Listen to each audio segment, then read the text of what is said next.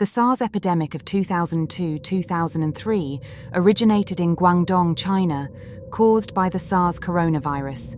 It spread globally via international travel, causing severe pneumonia-like symptoms. The outbreak resulted in over 8,000 cases and nearly 800 deaths. People reacted with widespread fear, leading to travel restrictions, school closures, and public health measures like quarantines and mask wearing.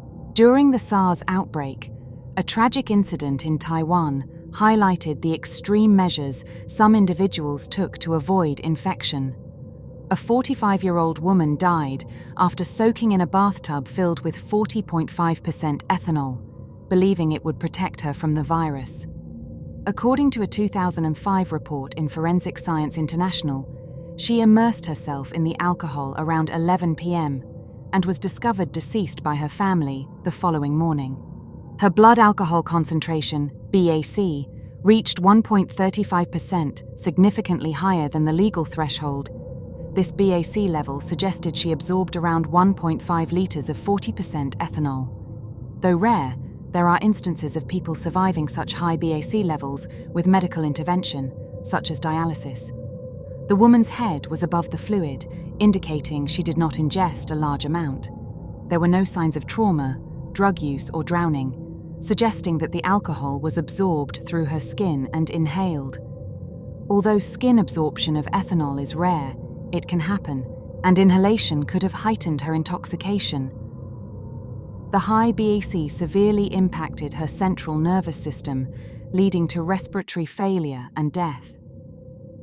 Her ability to climb out of the bathtub would have been impaired as her intoxication levels increased, ultimately trapping her in a fatal situation. The woman likely believed that ethanol would help her due to its widespread use as a disinfectant. During the SARS outbreak, there was significant public fear and misinformation about how to prevent infection. Ethanol is known to kill many types of germs and viruses on surfaces, and she might have mistakenly thought that bathing in it would disinfect her body in the same way.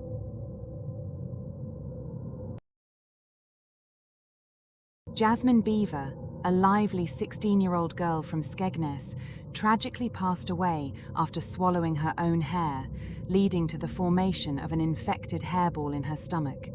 This hairball caused an ulcer to develop, which eventually burst, leading to the failure of her vital organs. Jasmine, described by friends and family as bubbly and caring, lost consciousness at college and was rushed to the hospital after her condition worsened at home, where she developed blotchy red skin and symptoms of peritonitis, an inflammation of the abdomen's tissue.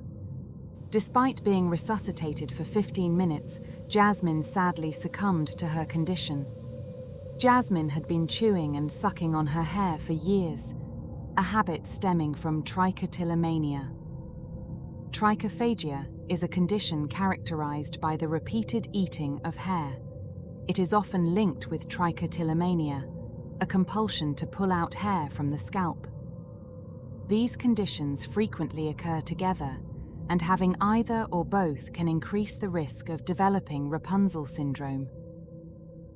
People engage in trichophagia and trichotillomania due to psychological factors like anxiety and stress, emotional factors such as self-soothing, and biological factors including genetic predisposition and neurological imbalances.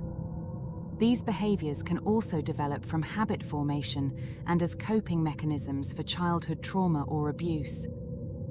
They are often linked to obsessive-compulsive disorder, OCD, and can provide temporary relief or satisfaction. Have you ever lost something in a movie theater where it's so dark you can't see a thing? You bend down, head lowered, trying to feel around for the lost item. Normally, you'd use your phone's flashlight to help. But what if it's your phone that's lost? Who would have thought that something as simple as this could lead to such a significant problem?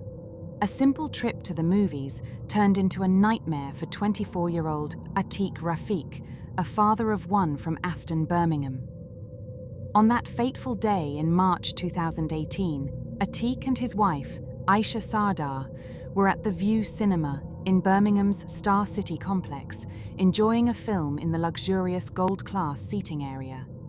After the movie ended, Atiq bent down to retrieve his phone and keys that had slipped under his seat, unaware that this ordinary action would lead to a devastating outcome.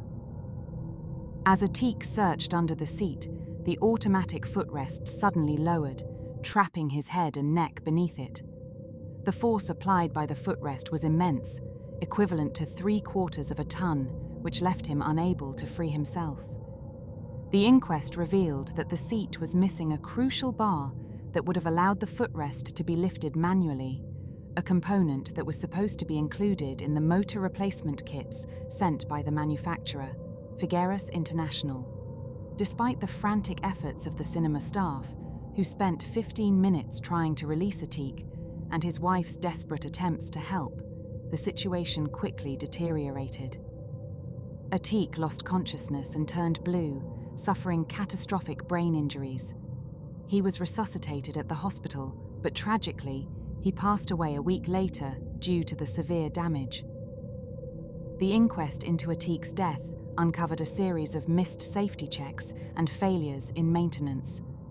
The health and safety executive highlighted that if the seat had been fitted with the proper bar, Atiq could have been released by hand, potentially saving his life.